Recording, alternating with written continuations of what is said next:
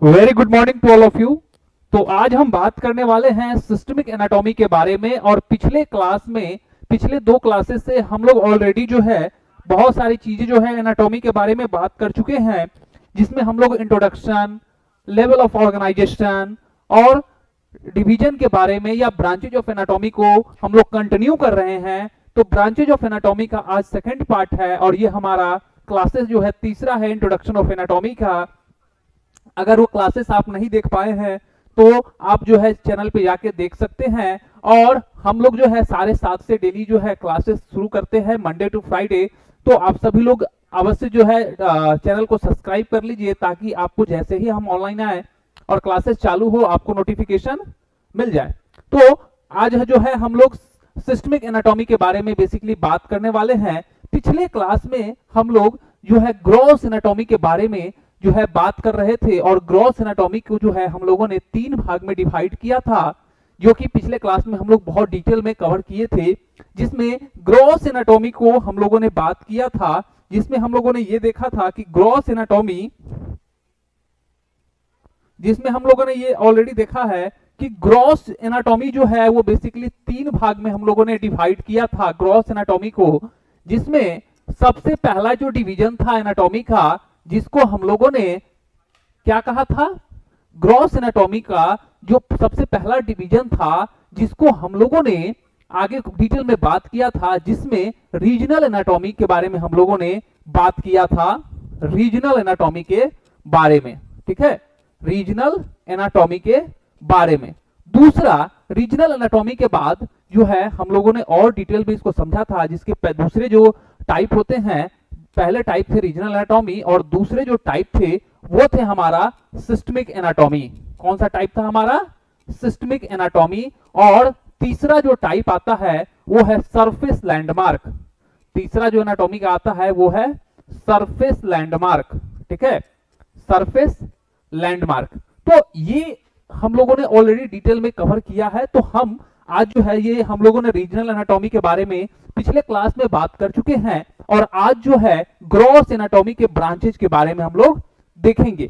तो चलिए शुरू कर लेते हैं ग्रॉस एनाटॉमी को और समझते हैं सबसे पहले कि ग्रॉस एनाटॉमी के अंदर जो हमारी सिस्टमिक एनाटॉमी है उसको हम लोग कैसे समझेंगे, और सबसे पहले सिस्टमिक एनाटॉमी होता क्या है इसके बारे में हम लोग समझेंगे। ठीक है, तो सिस्टमिक एनाटॉमी बेसिकली हमने पिछले क्लास में भी बात किया था कि systemic anatomy is the study of, किसका स्टडी करता है? सिस्टम का। और हम लोगों ने लेवल ऑफ ऑर्गेनाइजेशन में सिस्टम के बारे में बहुत डिटेल से आपको बताया था। तो हम लोग स्टडी करते हैं ह्यूमन बॉडी के अंदर, जो ह्यूमन बॉडी है उसको हम लोग फंक्शनल बेस पर एक जैसे फंक्शन करने वाले ग्रुप ऑफ सेल्स से मिलकर क्या बनता है? टिश्यू का निर्माण होता है। और बहुत सारे जब एक तरह के फंक्शन करने वाले टिश्यू जब एक साथ मिल जाते हैं तो ऑर्गन का निर्माण होता है। और जब बहुत सारे ऑर्गन जब मिल जाते हैं एक साथ तो क्या होता है? उसके बाद निर्माण होता है आपका, बहुत सारे ऑर्गन के मिलने के बाद एक सिस्टम का निर्माण होता है। और अलग अलग तरह के सिस्टम के बारे में हम लोग डिटेल में बात करेंगे आगे। ठीक है, तो यहां जो ह्यूमन सिस्टमिक एनाटॉमी में डिवाइड करते हैं किसके बेस पर? According to functional system. तो सिस्टमिक एनाटॉमी बेसिकली सिस्टम के बेस पर हम लोग जो है बॉडी के डिवाइड करते हैं, और उसके तरह से जो स्टडी करते हैं उस तरह के एनाटॉमिकल स्टडी को हम लोग क्या कहते हैं? सिस्टमिक एनाटॉमी कहते हैं। Each system include organ that work together to perform a common function। अब सिस्टम का मतलब ही है कि एक जैसे, मैंने पहले कहा कि एक जैसे बहुत सारे सेल्स जो है मिलकर एक टिश्यू का निर्माण करते थे। तो उसी तरीका से सिस्टम में कैसे बनता है? System included organ that work, वैसे ऑर्गन जो काम करेंगे कब?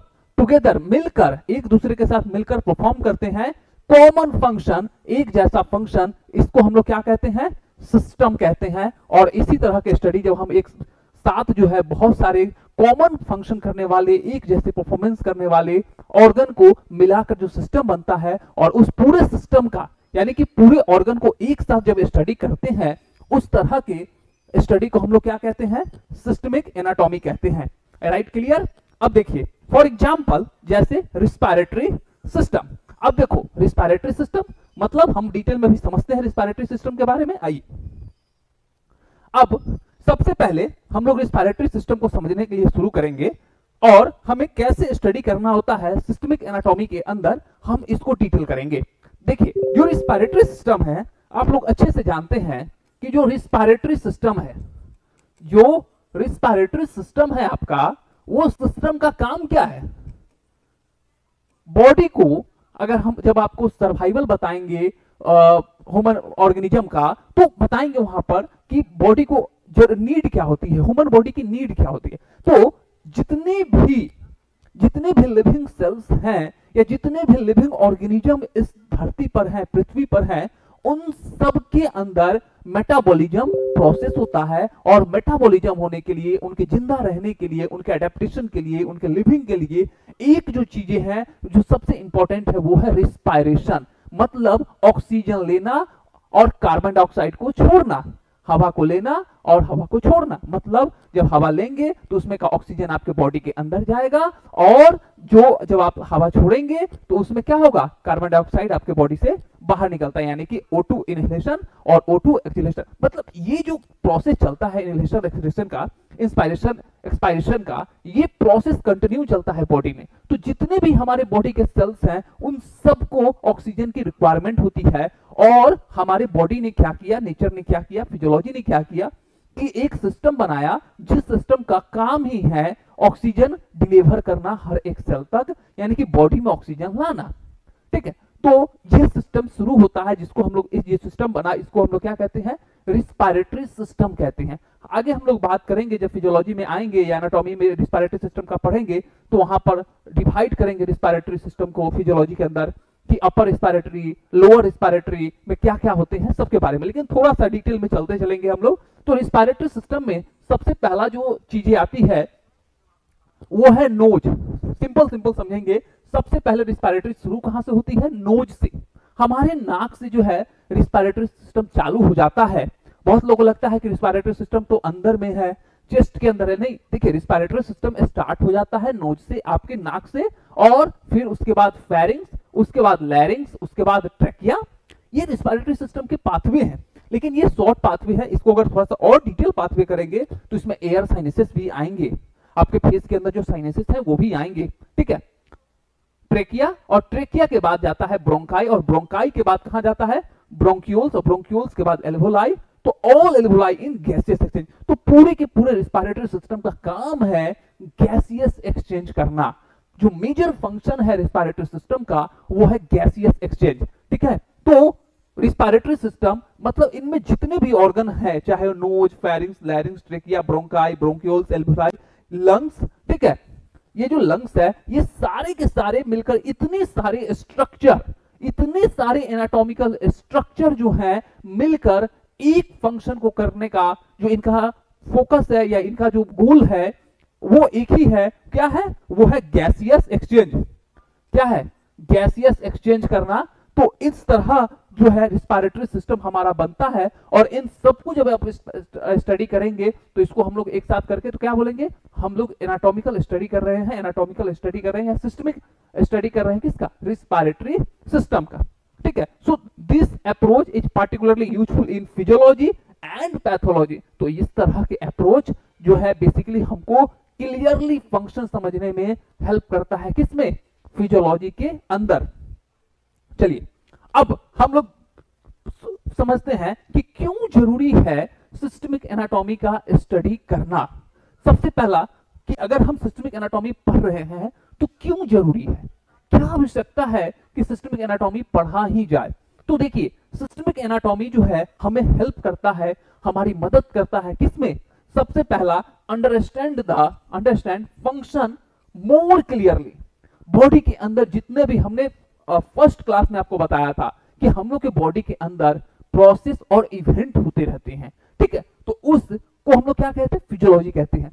तो उसको बहुत अच्छे से, जो उस फंक्शन को बहुत अच्छे से पूरे डिटेल में समझने के लिए, पूरे क्लियरली समझने के लिए हमें सिस्टमिक एनाटॉमी की जरूरत पड़ती है, और ये हमें जो है बहुत ज्यादा हेल्प करता है। पहली चीज, फंक्शन मोर क्लियरली अंडरस्टैंड। तो आप अंडरस्टैंड फंक्शन मोर क्लियरली आप करेंगे, इसलिए।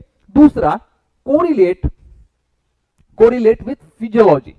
अब क्योंकि इसके साथ जो है आपका कोरिलेशन मिलेगा फिजियोलॉजी के साथ। मेक क्लिनिकल इंटीग्रेशन इजी, ताकि आपके क्लिनिकल एग्जामिनेशन में क्लिनिकल हेल्प जो है आपको बहुत अच्छे से मिल सके। तो क्लिनिकल इंटीग्रेशन के लिए जो है ये आपको आसान बनाता है क्लिनिकली, ठीक है। अब जैसे कोई पेशेंट आया और आपको बोला कि मुझे एसिडिटी की प्रॉब्लम है, मुझे हार्टबर्न हो रहा है, या फिर उसने बोला कि मुझे पेट में बहुत जलन होती है, आपके दिमाग में तुरंत आया कि ओके ये प्रॉब्लम जो है, ये सारी की सारी प्रॉब्लम जो है डाइजेस्टिव सिस्टम का है। इसका मतलब either the problem of stomach, either the problem of intestine, either the problem of liver. तो आपको एक जो है क्लिनिकल रेलेवेंस जो है आपको बहुत अच्छे से समझ में आने लगता है, इसलिए इसकी स्टडी जो है बहुत जरूरी है। तीसरी, build concept before entering region wise और सरफेस एनाटॉमी। अब जब आप सरफेस एनाटॉमी में एंटर करोगे उससे पहले आपको एक कॉन्सेप्ट बना देता है ये, इसलिए बिफोर एंटरिंग रीजनल वाइज या सरफेस एनाटॉमी, ठीक है, ये बहुत इंपॉर्टेंट है। उसके बाद understand disease system wise like endocrine disease, cardiovascular disease etc.. जैसे कोई पेशेंट आपके पास आता है और वो बोलता है, या फिर उसकी हाइट नहीं बढ़ रही है। सपोज करो आपके पास कोई पेशेंट है, उसकी हाइट नहीं बढ़ रही है, या कोई पेशेंट ऐसा है जो बहुत ज्यादा ओबीज हो रहा है, वो बहुत मोटा होते जा रहा है। आपको समझ में आएगा कि अच्छा हो सकता है कि ये पेशेंट में हार्मोनल डिसऑर्डर हो, क्योंकि इसकी हाइट नहीं बढ़ रही है। Either the deficiency of growth hormone, either the deficiency of somatostatin hormone, ठीक है। तो आपको समझ में आया कि ग्रोथ हार्मोन जो है पिट्यूटरी ग्लैंड से बनता है। तो इसका मतलब कि आपको सिस्टम वाइज जो है डिसऑर्डर को समझने में, आइदर सोमैटोस्टैटिन जो है बनता कहां से है, लीवर से। तो आपको समझ में आया कि हो सकता है गॉल ब्लैडर, हो सकता है कि ब्रेन में कोई दिक्कत हो जिसके वजह से जो हमारा पिट्यूटरी ग्लैंड है वो अच्छे से फंक्शन नहीं कर रहा है, पिट्यूटरी ग्लैंड का ट्यूमर हो सकता है, ठीक है, या फिर लीवर में कोई पैथोलॉजी है जिसकी वजह से। तो ये हमें एक सिस्टम वाइज जो है डिजीज को भी समझने में बहुत मदद करता है, जैसे हमने अभी बात किया। अब चलिए आगे हम बात कर लेते हैं इसके अंदर कि सिस्टम ऑफ ह्यूमन बॉडी। तो ह्यूमन बॉडी के अंदर जितने भी सिस्टम है उसमें हम लोग एक एक करके अब चलेंगे कि कौन कौन सा सिस्टम है, कितने सिस्टम जो है ह्यूमन बॉडी के अंदर बनाए गए। वो टोटल 13 सिस्टम है, ठीक है, 2 एनाटॉमिकल और 11 जो है फिजियोलॉजिकल सिस्टम को मिलाकर टोटल 13 सिस्टम बनते हैं। उसके बारे में हम लोग अब बात करेंगे। चलिए वन बाय वन बात कर लेते हैं स्केलेटल सिस्टम के बारे में। देखिए स्केलेटल सिस्टम जिसको हम लोग क्या कहते हैं, बेसिकली बना होता है 206 हड्डी से मिलकर। जो एक एडल्ट है, आई रिपीट, ये एक एडल्ट की बात हो रही है जिसके बॉडी में 206 हड्डी होती है। लेकिन जन्म के समय जब बच्चा कोई जन्म लेता है, न्यू बॉर्न बेबी होता है, तो उसके बॉडी में जो है 300 प्लस हड्डी जो है होती है, या 300 होते हैं अप्रॉक्स, ठीक है। लेकिन धीरे धीरे फ्यूज करके हड्डी की संख्या कम हो जाती है, और एक एडल्ट होने के बाद जो उसके बॉडी में जो बोन की जो नंबर है वो 206 हो जाती हैं। ये बहुत इंपॉर्टेंट है। दूसरा कि इसका काम क्या है, ये जो स्केलेटल सिस्टम है इसका काम क्या है। स्केलेटल सिस्टम हमारे बॉडी को ढांचा देने का काम करता है।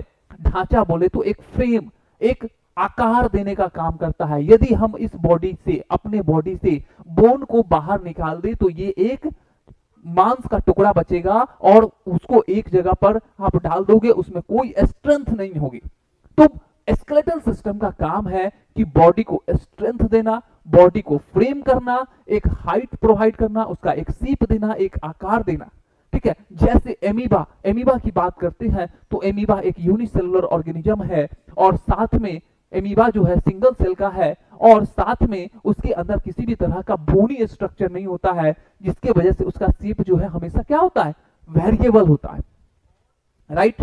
तो जो स्केलेटल सिस्टम है वो हमारे बॉडी को क्या करता है, पहला फंक्शन उसका सपोर्ट होता है, बॉडी को क्या करता है, सपोर्ट देने का काम करता है। दूसरा प्रोटेक्शन। अब हमारे बहुत से ऐसे ऑर्गन हैं बॉडी के अंदर जिनको हम लोग विसरल ऑर्गन या वाइटल ऑर्गन कहेंगे।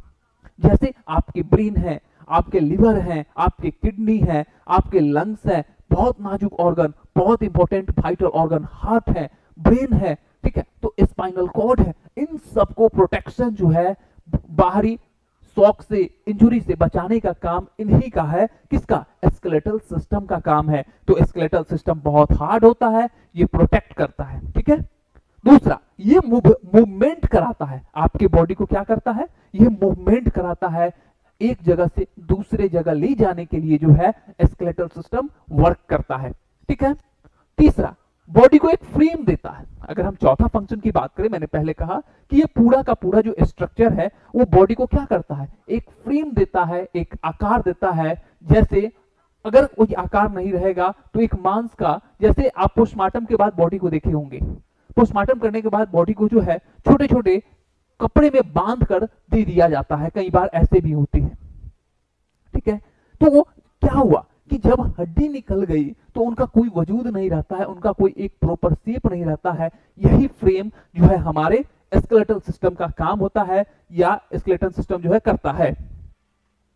उसके बाद मिनरल स्टोरेज, उसके बाद क्या करता है? ये मिनरल स्टोरेज का जो काम है वो करता है।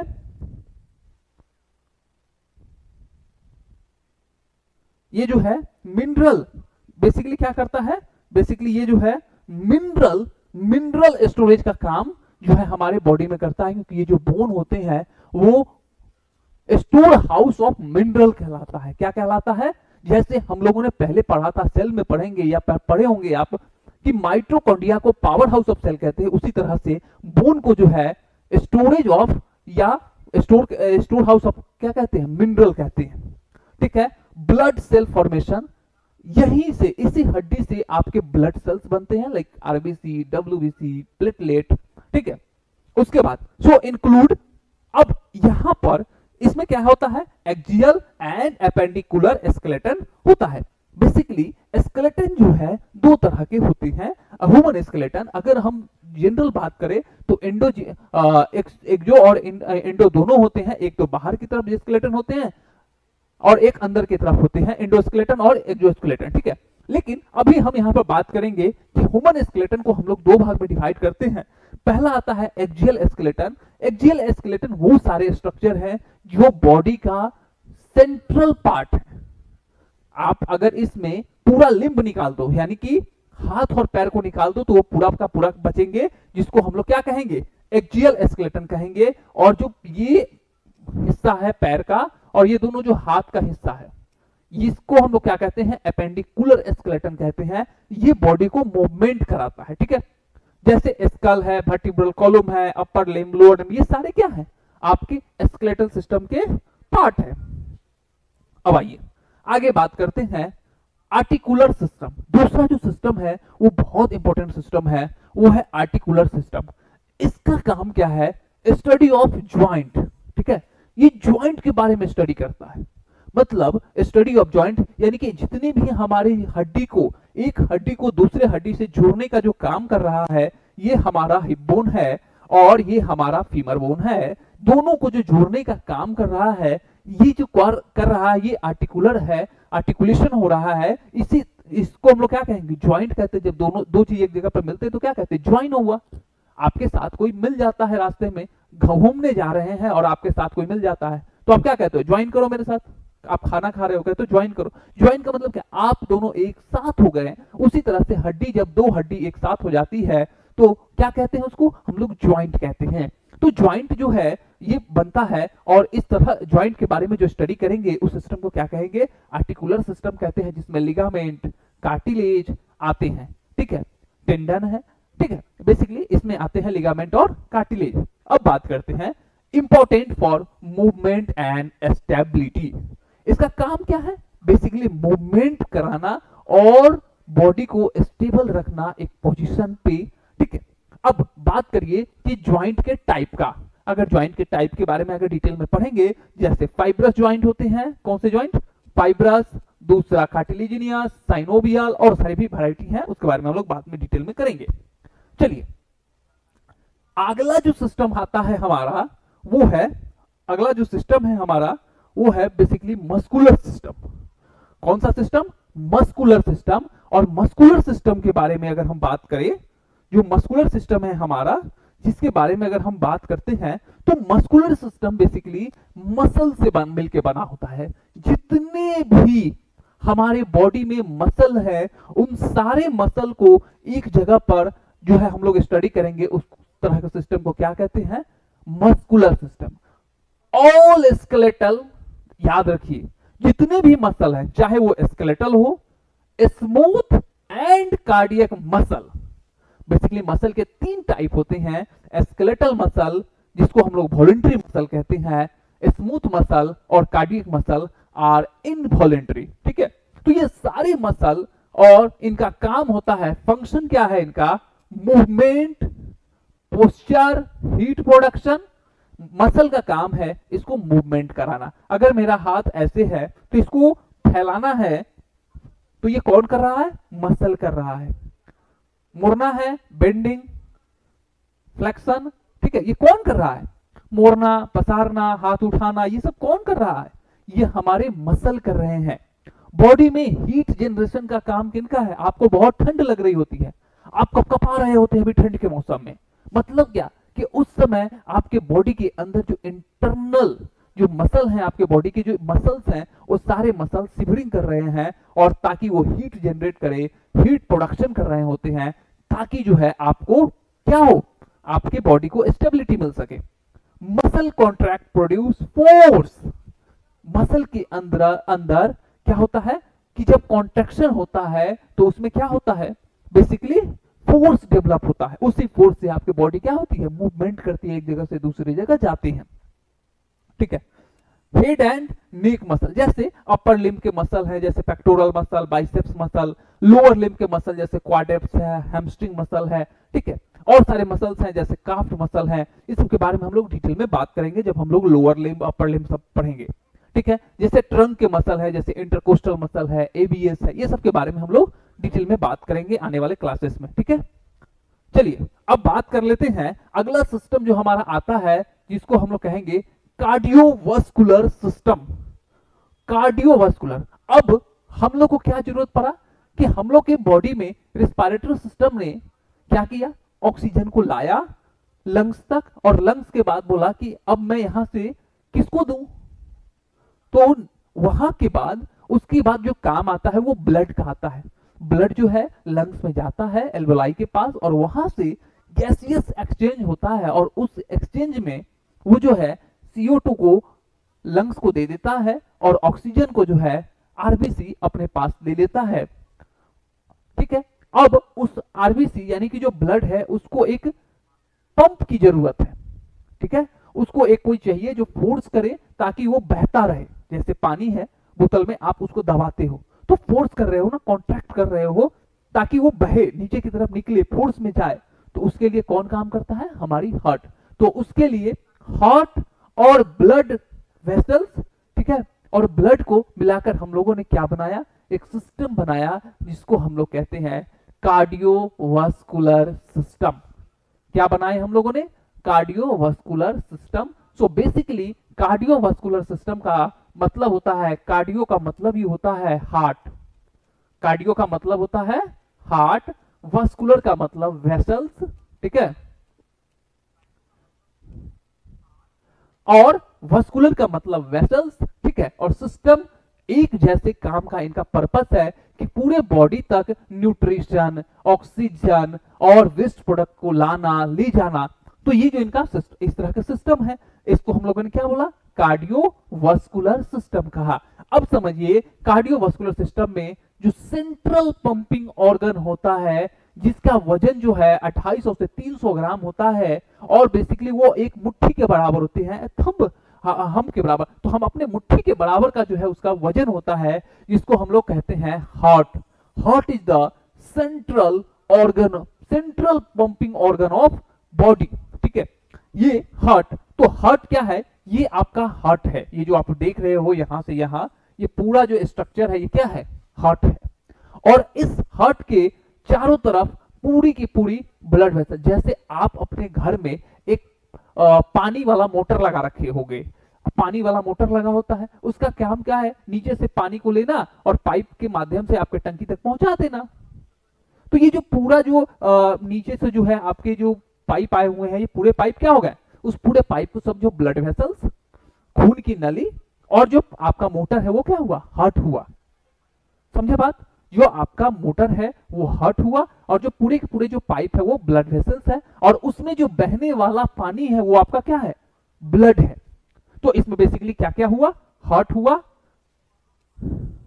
ठीक है, और एक तरफ आपका एरोटा यानी कि ब्लड को लाने वाला और दूसरा वेना कावा ब्लड को ले आना। तो बॉडी में कैसे चलता है? वेना कावा से राइट एट्रियम, वेना कावा जो होता है बेसिकली ये अगर हम हार्ट को देखें, ठीक है, तो हार्ट में क्या होता है? यहां पे सुपीरियर और इंफीरियर वेना कावा होता है।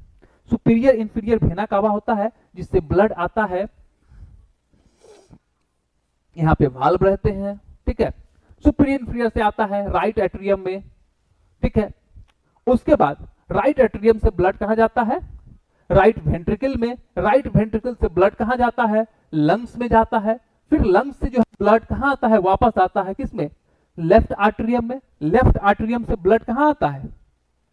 लेफ्ट आर्टरियम से ब्लड कहां आएगा? लेफ्ट आर्टरियम में आया, ये लेफ्ट आर्टरियम आपका। लेफ्ट आर्टरियम से ब्लड जो है किसमें आता है? लेफ्ट वेंट्रिकल में। और फिर यहां से जो है इस एरोटा के माध्यम से, ये जो लाल वाला आप देख रहे हैं, इस एरोटा के माध्यम से पूरे बॉडी में जाता है और फिर पूरे बॉडी से जो है पूरे जो है वेन्यूल्स हैं, वेन है, वेना कावा है, उससे रिटर्न होकर कहां आता है? हार्ट में चले आता है। और इसी तरह से ये साइकिल 24/7 जो है कंटिन्यूअसली बिना रुके चलता रहता है और जिस समय ये बंद हो जाता है उस समय ऑर्गेनिज्म का डेथ हो जाता है, ठीक है। So circulate blood, oxygen, nutrients, hormone. इसका काम क्या है? सर्कुलेट करना ब्लड को, ऑक्सीजन को, न्यूट्रिएंट्स को, हार्मोन को, एसेंशियल फॉर होम्योस्टैटिस। बॉडी को अडेप्ट रखने के लिए, होम्योस्टैटिस को मेंटेन रखने के लिए ये सिस्टम जो है कंटिन्यूअसली काम करता रहता है। अब आइए अगला जो सिस्टम हमारा आता है जिसको हम लोग कहेंगे रिस्पायरेटरी सिस्टम, ठीक है। रिस्पायरेटरी सिस्टम हम लोगों ने ऑलरेडी डिटेल में बात किया है, लेकिन थोड़ा सा इसका फंक्शन जैसे गैसियस एक्सचेंज में जो है इसका काम होता है। रिस्पायरेटरी सिस्टम का हम लोगों ने डिटेल में बात किया है, लेकिन इसका गैसियस एक्सचेंज में जो है काम होता है, जैसे O2 intake and CO2 exudate, जो कि पहले भी हम लोगों ने डिटेल में बात किया है। जैसे आप देख रहे हैं नोज से शुरू होता है, पूरे के पूरे जो है यहां से नोज से शुरू हुआ एयर साइनसेस में होते हुए, फिर जो है लैरिंग्स और फैरिंग्स में होते हुए ये जो है और बेसिकली कहां जाता है? ट्रेकिया में आता है। ट्रेकिया के बाद जो है ब्लड आपका जो एयर है या ऑक्सीजन है वो कहां जाता है? लंग्स के अंदर जो है अल्वोलाई में चला जाता है और यहां से जो है ब्लड उसको लेकर चला जाता है। So basically diaphragm and intercostal assist breathing, जो हम सांस लेते हैं उसमें ये इनका बहुत बड़ा रोल है। इनको अक्सर हम लोग नहीं समझते हैं। बेसिकली ये जो आप डोम शेप का जो स्ट्रक्चर देख रहे हैं जिसको हम लोग डायफ्राम कहते हैं, ठीक है, इनका बहुत बड़ा रोल है क्योंकि ये कंटिन्यूअसली इनवॉलंटरी काम करता है। एक्सेप्शनल है ये। All skeletal muscle work voluntary, आपके इच्छा के अनुसार आपका स्केलेटल मसल वर्क करता है, लेकिन एक एक्सेप्शनल है क्योंकि डायफ्राम एक स्केलेटल वैरायटी के होने के बावजूद भी ये इनवॉलंटरी फंक्शन करता है और कई बार ये क्वेश्चन जो है एग्जाम में पूछा गया है। अब आइए सबसे जो कंट्रोल है हमारे बॉडी का, उस सिस्टम के बारे में हम लोग पढ़ते हैं। और अब क्या हुआ कि रिस्पायरेटरी सिस्टम काम कर रही है, मस्कुलर सिस्टम काम कर रही है, ठीक है, कार्डियोवास्कुलर सिस्टम काम कर रही है, आपके बहुत सारे सिस्टम फंक्शन कर रहा है, लेकिन पूरे बॉडी को कंट्रोल जो है करने वाला कौन सिस्टम है उसके बारे में, कि पूरे बॉडी का जानकारी किसके पास रहे, कंट्रोल किसके पास रहे। जैसे आपके घर में गार्जियन होते हैं, उनका काम होता है कि पूरे घर का बैलेंस बना के रखना, सबकी जरूरतों को ध्यान में रखना, ठीक है, कोई गड़बड़ किया तो उसको संभालना, मतलब कि पूरी की पूरी चीजों को कंट्रोल करता है। उसी तरह से हमारे बॉडी के अंदर एक कंट्रोल सिस्टम है जिसको हम लोग कहते हैं नर्वस सिस्टम, और इसका काम होता है पूरे के पूरे बॉडी को कंट्रोल करना, रेगुलेट करना, सरवाइव करना और होम्योस्टेटिस को मेंटेन कराना। यही एक सिस्टम है जो एंडोक्राइन सिस्टम को भी कंट्रोल करता है। आपको जब एंडोक्राइन सिस्टम पढ़ाएंगे तो वहां पे आपको बताएंगे कि हाइपोथैलेमस डायरेक्टली कंट्रोल करता है पिट्यूटरी के फंक्शन को, और पिट्यूटरी जो मास्टर ऑफ ग्लैंड है, और पिट्यूटरी जो है फिर बाकी सारे ग्लैंड को कंट्रोल करता है। ठीक है, तो नर्वस सिस्टम बेसिकली बना होता है ब्रेन और स्पाइनल कॉर्ड से। ये जो ब्रेन आप देख रहे हो इससे, और ये जो पूरा का पूरा जो स्पाइनल कॉर्ड आप देख रहे हो इससे जो है ये मिलकर बना होता है। ब्रेन और स्पाइनल कॉर्ड से जो है ये मिलकर बना होता है। ठीक है, ये जो पूरा हिस्सा देख रहे हो आप, ये ब्रेन है, और ये जो पूरा नीचे जो आपके वर्टिब्रल कॉलम में आता है जिसको हम लोग स्पाइनल कॉर्ड कहते हैं। सो सेंट्रल पार्ट जो है इसका ब्रेन और स्पाइनल कॉर्ड है, और पेरिफेरल में जो है इसके नर्व्स और गैंग्लिया। ठीक है, पेरिफेरल में अगर आप देखोगे नर्व निकलता है तो यहां पर छोटे छोटे बल्ब लाइक स्ट्रक्चर होते हैं जिसको हम लोग गैंग्लिया कहते हैं, और अगर ये नर्व के ब्रेन के अंदर है तो उसको हम वहां पर न्यूक्लियस कहते हैं। सो बेसिकली गैंग्लिया होते हैं, और यही नर्व जो है पूरे सिस्टम में, हमारे पूरे बॉडी में फैले होते हैं, और हर जगह से चाहे सेंसरी फंक्शन हो चाहे मोटर फंक्शन हो, दोनों करते रहते हैं, सेंसेशन को लाना और मोटर को भेजना। ठीक है, कंट्रोल एक्टिविटी, ये आपके एक्टिविटी को कंट्रोल करता है, जैसे reflex, sensation, higher cognitive function जैसे जो काम है ये हमारे बॉडी के अंदर करता है। आपको किसी को याद रखना है, आपने किसी को भुला दिया है, किसी को याद करते हैं, आपने कुछ सवाल पढ़े थे, कुछ क्वेश्चंस याद किए थे, वो भुला रहा है, उसको याद रखना बार बार, तो ये कौन करता है? ये हमारा सारा का सारा काम जो है, मेमोरी फंक्शन जो है हमारा ब्रेन करता है, हिपोकैम्पस में होता रहता है। ठीक है, तो ये रहा हमारा नर्वस सिस्टम। अब आइए आगे हम लोग बात करते हैं, और ये है हमारा डाइजेस्टिव सिस्टम।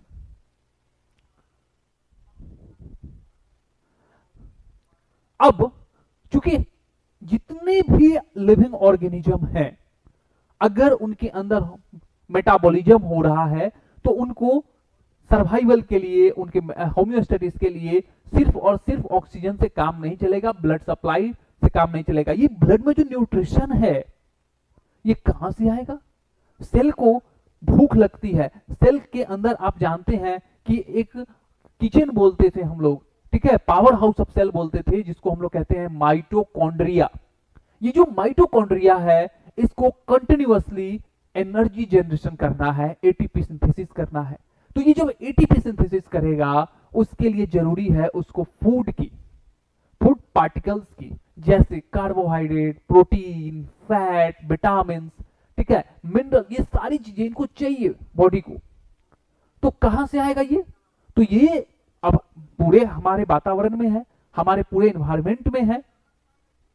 आप सपोज करो रोटी है, चावल है, कोई भी चीज है, आपका पिज्जा है, बर्गर है, लेकिन जब उसको आप खाओगे, ठीक है, तो बॉडी में एक ऐसा सिस्टम होना चाहिए कि उसको जो आप खाओगे वो कॉम्प्लेक्स फूड में रहता है, कार्बोहाइड्रेट के फॉर्म में रहता है, कॉम्प्लेक्स कार्बोहाइड्रेट, ठीक है, डाइसैकराइडेड में रहता है, ठीक है, कॉम्प्लेक्स में रहता है, ठीक है। तो उसको ब्रेक करके जो है ग्लूकोज में कन्वर्ट करना, फैट को फैटी एसिड में कन्वर्ट करना, ठीक है, जितने भी आपके प्रोटीन होते हैं उसमें जो है प्रोटीन कॉम्प्लेक्स फॉर्म में होता है, उसको तोड़कर जो है एमिनो एसिड में तोड़ना, फैट को तोड़कर फैटी एसिड में तोड़ना, और उस तब जाकर वो जो है बॉडी में, ब्लड में वो घूमेगा।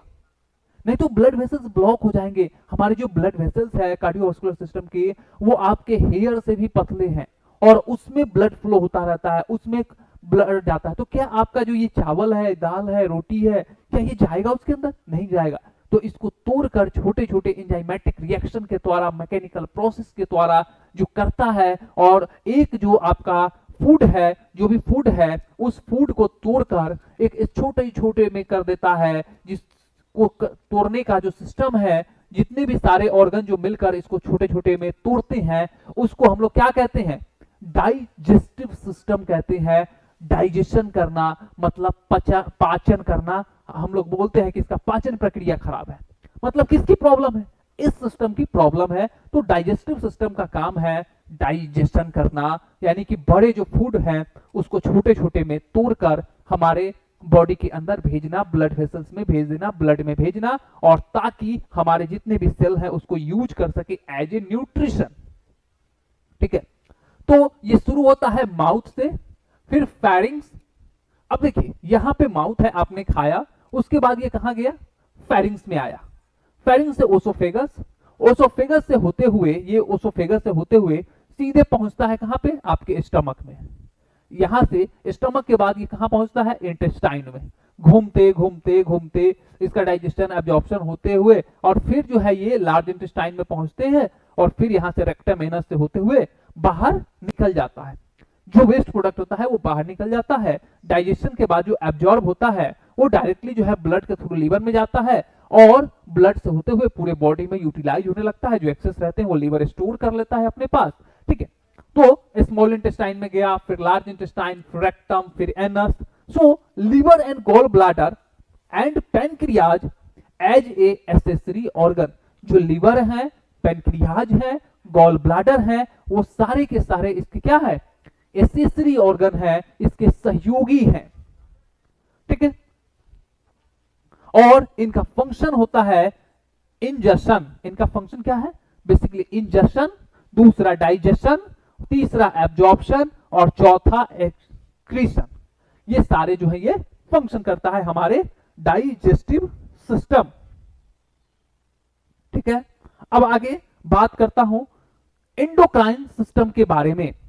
आगे बात कर लेता हूं एंडोक्राइन सिस्टम के बारे में। हमने पहले कहा कि बॉडी को कंट्रोल करने के लिए एक तो हमारा नर्वस सिस्टम जो है पूरी चीज को कंट्रोल करता है थ्रू इलेक्ट्रिकल इंपल्स जनरेट करके। जो नर्वस सिस्टम है वो बॉडी को कंट्रोल कैसे करता है, इलेक्ट्रिकल इंपल्स जनरेट करके, जो कि बहुत फास्ट होता है। लेकिन बहुत सारे ऐसे फंक्शन हैं, बहुत सारे ऐसे कंट्रोल हैं बॉडी के, बहुत सारे ऐसे कोऑर्डिनेशन है बॉडी के, जो बाय द केमिकल करना पड़ता है, और जो हमारे बॉडी के अंदर एक स्टिमुलेटर का काम करता है, इनहिबिटर का काम करता है डायरेक्टली, जो कि स्लो है नर्वस के कंपैरिजन में, उस तरह जो कंट्रोल करता है। और इसमें बेसिकली हार्मोन आते हैं। कौन से आते हैं, ये जो केमिकल होते हैं इसको हम लोग हार्मोन बोलते हैं। और ये जो हार्मोन बनाने वाले जितने भी ग्लैंड है, छोटे छोटे ग्लैंड हैं हमारे बॉडी में, मटर के दाने के बराबर से लेके और बड़े साइज तक। ठीक है, इन सबको हम लोग क्या कहते हैं, एंडोक्राइन ग्लैंड कहते हैं। क्यों एंडोक्राइन कहते हैं, क्योंकि एंडो का मतलब होता है अंदर। क्या होता है अंदर, इसका मतलब होता है अंदर, इनर, अंदर कहिए, इनर कहिए। ठीक है, और बेसिकली हार्मोन प्रोडक्शन करता है। सो बेसिकली क्या करता है, हार्मोन प्रोड्यूसिंग ग्लैंड। ये कैसा ग्लैंड है, हार्मोन प्रोड्यूसिंग। बेसिकली जो ग्लैंड होते हैं वो दो तरह के होते हैं, इंडोक्राइन, ठीक है, और एक्सोक्राइन। कितने कौन कौन तरह होते हैं, इंडो और एक्सो। एक्सो में क्या होता है, इंडो में क्या होता है और एक्सो में क्या होता है, दोनों में डिफरेंस है।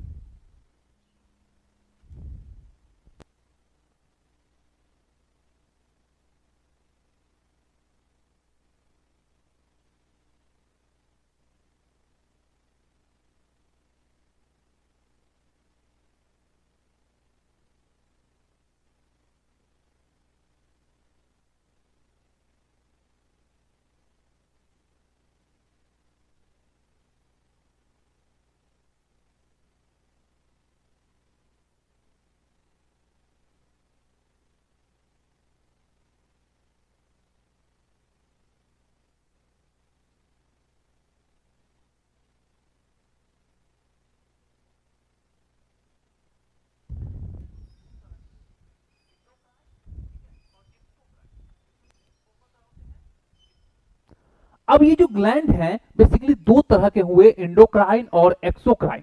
एक्सोक्राइन और इंडोक्राइन में डिफरेंस ये है कि ये जो हार्मोन बनाता है वो डायरेक्टली ब्लड में जाता है, डायरेक्ट। ठीक है, डायरेक्ट जो है आपके ब्लड में जाता है, और ये डायरेक्टली ब्लड में नहीं जाता है, पहले ये कोई डक्ट में जाएगा, कोई डक्ट में जाके और तब जो है ये ब्लड में जाता है। इनडायरेक्टली मतलब कुछ डक्ट होते हैं, कुछ रास्ते होते हैं, उसके बाद ये जो है जाता है। तो इस तरह के ग्लैंड जो है इंडोक्राइन होते हैं, जो हार्मोन बनाते हैं, जैसे प्यूटिटरी ग्लैंड। यहां पर आप देखेंगे ब्रेन में यहां पर जो है प्यूटिटरी ग्लैंड है। ठीक है, उसके बाद आएंगे तो आपको थायराइड ग्लैंड, पाराथायराइड ग्लैंड, उसके नीचे आएंगे तो थाइमस मिलेंगे, उसके नीचे आएंगे तो यहाँ पर एड्रिनल ग्लैंड मिलेंगे, यहाँ पर देखेंगे तो पेनक्रियाज मिलेंगे, लीवर भी बनाता है, ठीक है, लीवर से भी हार्मोन बनते हैं। उसके बाद नीचे आएंगे तो ओवरी मिलेंगे दोनों तरफ, अगर मेल है तो टेस्टिस देखने को आपको मिलेंगे। तो बेसिकली इस तरह से बहुत सारे जो ग्लैंड है वो काम करते हैं और इनका काम होता है मेंटेन मेटाबॉलिज्म, हमारे बॉडी के अंदर मेटाबॉलिज्म को मेंटेन करना, ग्रोथ को कराना और रिप्रोडक्शन को कराना। जैसे hypothalamus, pituitary, thyroid, parathyroid, adrenal, pancreas, ovary, testis, liver, heart, बहुत सारे हैं जिसके बारे में हम लोग डिटेल बात करेंगे आने वाले क्लासेस में। अब चूंकि बॉडी के अंदर हम लोग जब डाइजेशन किए तो वहां से पानी आया, रिस्पायरेशन किए वहां से पानी आया, तो जो बॉडी में पानी आया सेल के अंदर, आप जानते हैं कि किसी भी सेल के अंदर जो है 70% जो है वाटर है। हम लोग की बॉडी में, ह्यूमन ऑर्गेनिज्म के अंदर जो है 65 to 70% वाटर होता है, पानी होता है। तो इस पानी को बैलेंस कौन रखेगा, कितना रखना है, कितना निकाल देना है, जो बॉडी में मेटाबॉलिज्म हो रहे हैं, सेल के अंदर जो मेटाबॉलिक प्रोसेस हो रहे हैं, उसके बाद जो वेस्ट प्रोडक्ट बनते हैं, तो कुछ रिस्पायरेटरी के थ्रू निकलेंगे, लेकिन कुछ ऐसे सॉलिड वेस्ट प्रोडक्ट है जो हमारा रिस्पायरेटरी है वो गैस को निकालता है, गैसियस वेस्ट प्रोडक्ट को निकालता है, लेकिन जो सॉलिड वेस्ट प्रोडक्ट है उसको निकालने के लिए एक अलग सिस्टम का नीड हुआ और तब जाकर बॉडी फ्लूइड को बैलेंस रखने के लिए एक सिस्टम बना और इस सिस्टम को हम लोग कहते हैं, इस सिस्टम को क्या बोलेंगे हम लोग, यूरिनरी सिस्टम बोलते हैं। बेसिकली इसका काम है यूरिन बनाना। क्या बनाना, यूरिन बनाना। यूरिन बनाना जो है इसका काम है, यूरिनरी सिस्टम, इसलिए इसका नाम बना क्योंकि ये यूरिन बनाता है, ठीक है।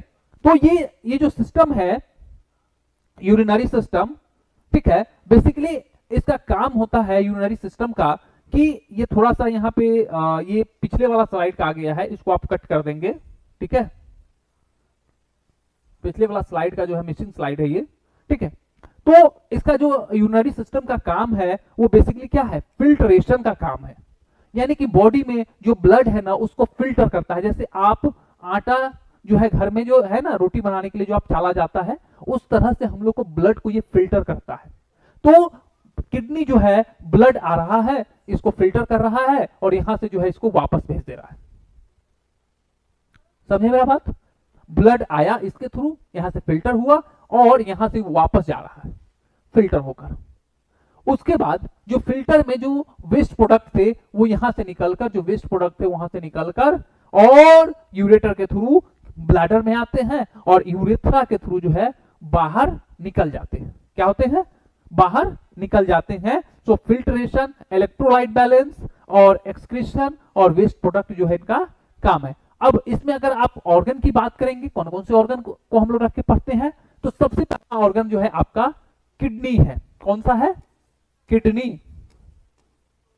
दूसरा ये जो है यूरेथ्रा आपका, यूरेटर, यूरेटर दो यूरेटर, ब्लैडर, ब्लैडर और यहां पर यूरेथ्रा, यूरेथ्रा। तो ये सारे हमारे जो है यूरिनरी सिस्टम के जो है ऑर्गन होते हैं। आइए आगे हम बात करते हैं एक एक करके, ठीक है। ये हमारा रिप्रोडक्टिव सिस्टम है। अब देखो हम लोग का जो जनरेशन है, एक जनरेशन से दूसरे जनरेशन, हर ऑर्गेनिज्म चाहता है कि उसका जनरेशन जो है मेंटेन रहे, उसका जनरेशन क्या रहे, मेंटेन रहे, अपने संतान की उत्पत्ति करे ताकि इस धरती पर उसका वजूद जो है बना रहे। जैसे हर जानवर चाहता है उसी तरह ह्यूमन भी चाहता है, सब लोग चाहते हैं कि उनका जो है खानदान बचा रहे, उनका जो खानदान है, उनका जो परिवार है, उनकी नाम जो है आगे तक जाता रहे। उसके लिए क्या जरूरी है, नए संतान की उत्पत्ति, ऑफ स्प्रिंग, ठीक है। उसके लिए एक सिस्टम चाहिए जो नए बच्चे का जन्म दे। तो वो सिस्टम जो जन्म देता है उसको हम लोग कहते हैं रिप्रोडक्टिव सिस्टम। क्या कहते हैं, रिप्रोडक्टिव। ये सिस्टम से आप बहुत पहले से जानते हैं रिप्रोडक्टिव सिस्टम। री, अगेन, री का मतलब क्या, अगेन, री का मतलब क्या होता है, अगेन। और प्रोडक्शन का मतलब क्या, पैदा करना। ठीक है, प्रोडक्शन का मतलब कहते हैं ना पैदा करना, तो जो बच्चा दोबारा बच्चे को पैदा करे उस तरह के सिस्टम के बारे में हम लोग क्या कहते हैं, रिप्रोडक्टिव सिस्टम। जैसे जिसमें अगर आप मेल में देखेंगे तो अलग है, और फीमेल के अंदर जो है ये सिस्टम अलग अलग है। जैसे मेल में देखेंगे तो यहां पर आप देखेंगे मेल के अंदर, जैसे मेल में क्या क्या होता है, जैसे पेनिस, यूरेथ्रा, बेसिकली इसी के अंदर पार्ट होते हैं, बेसिकली इरेक्टाइल टिश्यू, जैसे बल्बो यूरेथ्रल ग्लैंड, ठीक है, इपिडाइमिस, यानी कि अगर इसको शॉर्ट में हम लोग बात करें तो इसमें बेसिकली पेनिस, स्क्रोटम, टेस्टिस आते हैं, ठीक है, सिंपल समझिए, पेनिस, स्क्रोटम, टेस्टिस जो है इसके अंदर आते हैं। और ये बेसिकली आपके मेल, जिसमें आपका अगर हम मेल की बात करें तो testis, Bhasa difference, prostate, urethra and penis जो है इसके मुख्य अंग होते हैं, या मुख्य जो है ऑर्गन होता है, मेन ऑर्गन होता है। बाकी बहुत सारे और भी ऑर्गन है, इनके बारे में हम लोग डिटेल जब रिप्रोडक्टिव सिस्टम पढ़ेंगे वहां पे बात करेंगे। अगर फीमेल में बात करें, फीमेल में ओवरी, बेसिकली यहां पर देख रहे हैं 2 अंडाकार स्ट्रक्चर, बेसिकली ये क्या है, ओवरी है। अगर उसके बाद देखें तो ये बेसिकली फ्लोपियन ट्यूब है, ये क्या है, फ्लोपियन ट्यूब है। उसके बाद अगर नीचे आप देखेंगे दोनों फ्लोपियन ट्यूब जो है उसके बीच में क्या है, यहां से लेके यहां तक का जो पूरा है ये बेसिकली क्या है, यूट्रस है। क्या है ये, यूट्रस है। उसके नीचे आएंगे तो देखेंगे ये क्या है, बेसिकली वेजाइना है। सो बेसिकली ये है फीमेल रिप्रोडक्टिव सिस्टम और ये है आपके मेल रिप्रोडक्टिव सिस्टम। दोनों सिस्टम अलग अलग है, मेल में अलग होते हैं, फीमेल में अलग होते हैं, और इसी के बेस पर जो है हम लोग जेंडर डिसाइड करते हैं, मेल, फीमेल एंड ट्रांसजेंडर, ठीक है। अब इसका फंक्शन क्या है, अगर हम इसके फंक्शन के बारे में बात करें तो इसका फंक्शन है रिप्रोडक्शन, जैसे नए बच्चे की जन्म देना, हार्मोन बनाना, हार्मोन बनाता है ये, और ये जो है एंडोक्राइन का भी पार्ट रहता है। और इसमें भी अगला जो सिस्टम है, अब जितने भी हमारे इंटरनल ऑर्गन है उसको इस धूप से बचाना है, इस ठंडे से बचाना है, इस डस्ट पार्टिकल से बचाना है, मिट्टी से बचाना है, बहुत तरह के जर्म्स हैं उससे बचाना है। उसके लिए जरूरी है एक ऐसा सिस्टम हो जो पूरे बॉडी को एक कवर करके और आपका एक आइडेंटिटी बनाए, एक आइडेंटिटी दे कि आपका जो है, आप गोरे हो, आप काले हो, आप सावले हो, ठीक है। ये जो देने का काम करता है वो सिस्टम जिसको हम लोग कहते हैं प्रोटेक्शन है। बाकी हम लोग का जो है एक रंग देने का काम करता है, वो सिस्टम को हम लोग क्या बोलेंगे, इंट्रिगोमेट्री सिस्टम के नाम से जानते हैं। कौन सा सिस्टम, इंट्रिगोमेट्री सिस्टम। और बॉडी का ये जो है लार्ज ऑर्गन में से गिनती की जाती है, इसे गिना जाए तो ये लार्जेस्ट ऑर्गन होता है। इसका वजन 5 किलो होता है। अगर स्किन का वजन कहा जाए तो 5 किलो होता है। जैसे आप गाड़ी है ना, गाड़ी के ऊपर जो एक पेंट होता है ना, समझ लीजिए कि स्किन क्या है, एक पेंट है, गाड़ी का पेंट होता है। अगर गाड़ी को पेंट ना करे तो सब गाड़ी एक जैसे दिखेंगे। तो कोई लाल गाड़ी है, कोई उजला गाड़ी है, कोई काली गाड़ी ब्लैक है, कोई व्हाइट है, तो कैसे पता करेंगे, तो बेसिकली उसके पेंट से पता करते हैं। उसी तरह से हम लोग के बॉडी के ऊपर भी एक पेंट लगा हुआ है, पतली सी जो है लेयर है, जिसको हम लोग स्किन बोलते हैं, या उस सब को क्या बोलेंगे, इंट्रिगोमेट्री सिस्टम कहते हैं। जिसमें क्या क्या होते हैं, स्किन सबसे पहला, ये पूरी बॉडी पर जो है ये फैला होता है स्किन। दूसरा हेयर, आपके ये जो हेयर देख रहे हैं पूरे, ये हेयर, नेल, यहाँ पर जो नाखून रहता है ना, बेसिकली नाखून जो रहते हैं हमारे उंगली के, ये जो नाखून है वो, और उसके बाद जो ग्लैंड है, इसी स्किन पे बहुत सारे छोटे छोटे क्यूटिनियस ग्लैंड लगे होते हैं, लाइक सेबेसियस ग्लैंड, ठीक है। और इसी के ऊपर जो है बहुत सारे सेंसरी नर्व होते हैं, जिसके रिसेप्टर होते हैं, सेंसरी नर्व के रिसेप्टर होते हैं सेंसेशन को रिसीव करने वाले। तो वो सब, ये सारे को मिलाकर जो सिस्टम बनता है उसको हम लोग इंट्रिगोमेट्री सिस्टम कहते हैं। जिसके अंदर आप देख रहे हैं कि स्किन है, हेयर है, नेल है, सेबेसियस ग्लैंड है, स्वेट ग्लैंड है एंड सेंसरी रिसेप्टर है। ये सारे के सारे क्या है, इंट्रिगोमेट्री सिस्टम के पार्ट है, ठीक है। इनका फंक्शन है, इनका क्या क्या फंक्शन है, इंपॉर्टेंट फंक्शन क्या है इनका, इनका फंक्शन है प्रोवाइड प्रोटीन, प्रोवाइड प्रोटेक्शन, ये जो क्या करता है बेसिकली प्रोटेक्शन देता है पूरे बॉडी को कवर अप करके, आपको जितने भी चीजें हैं इंजुरी से, चाहे आपके माइक्रोबियल एजेंट से, पैथोजेन से आपके बॉडी को प्रोटेक्ट करते हैं। सेंसेशन को रिसीव करता है, जैसे आपने पानी छुआ, आपने कोई गर्म चीज छुआ, तो उसको रिसीव करने का काम कौन करता है, अपना ये इंटीग्रोमेट्री सिस्टम करता है, क्योंकि इस पे क्या है, सेंसरी रिसेप्टर है, और यही सेंसरी रिसेप्टर जो है स्टिमुलेट होकर और अपने ब्रेन सेंसरी नर्व के थ्रू जो है ब्रेन में इंफॉर्मेशन देता है, और फिर ब्रेन डिसाइड करता है कि ये हॉट है, चिल है, कैसा है, और उसके बाद जो है आपका उसके थ्रू जो है वो रिफ्लेक्स रिएक्शन देता है। उसके बाद आता है टेम्परेचर रेगुलेशन। जब आप देखते होंगे कि गर्मी के दिनों में आपको बहुत पसीना आता है, गर्मी के दिनों में आपको बहुत पसीना आता रहता है, तो पसीना आने का क्या कारण है, पसीना आने का मेजर कारण ये है कि आपके बॉडी के अंदर जो हीट का जो टेम्परेचर है, जो बॉडी का तापमान है वो ज्यादा हो गया है, और बॉडी का जो कोर टेम्परेचर है वो फिक्स रहता है। एनवायरमेंटल टेम्परेचर ज्यादा होने की वजह से तो बॉडी अपने आप को सर्वाइव करती है बाय द स्वेटिंग, पसीना निकालती है, उसके लिए यहाँ पर स्वेट ग्लैंड लगे होते हैं, ठीक है। ये स्वेट ग्लैंड जो है पसीना वाटर को जो है रिलीज करता है बॉडी से, और स्किन को जो है कूल करता है, बॉडी आपकी ठंडा होती है। जैसे आपके बॉडी के अंदर क्या होता है, ये कूलिंग एजेंट के रूप में काम करती है, बॉडी को कूल करने का काम जो है करती है इंटीग्रोमेट्री सिस्टम। आइए अब बात करते हैं लिम्फेटिक सिस्टम के बारे में। देखिए लिम्फेटिक सिस्टम जो है बेसिकली लिम्फ से बना होता है। अब क्या हुआ कि जितने भी लिविंग ऑर्गेनिज्म है उनके बॉडी के अंदर हमारी जो कार्डियोवास्कुलर सिस्टम है वो ब्लड लेके गई, मतलब जो जितने भी न्यूट्रिएंट सब्सटेंस थे, वाटर है, इलेक्ट्रोलाइट है, या फिर जो भी है, उनको लेके गया। लेके जाने के बाद वहां से रिसीव करने के वक्त कुछ चीजें वहां पर छोड़ देता है, जैसे पानी को छोड़ देना, साल्ट को छोड़ देना, कोई जर्म्स बैक्टीरिया है उसको छोड़ देना, ठीक है। तो उस एरिया में कोई इन्फेक्शियस है, कोई जो है WBC जो है आपका न्यूट्रोफिल बाहर गया है, तो उसको वहां पे छोड़ देता है।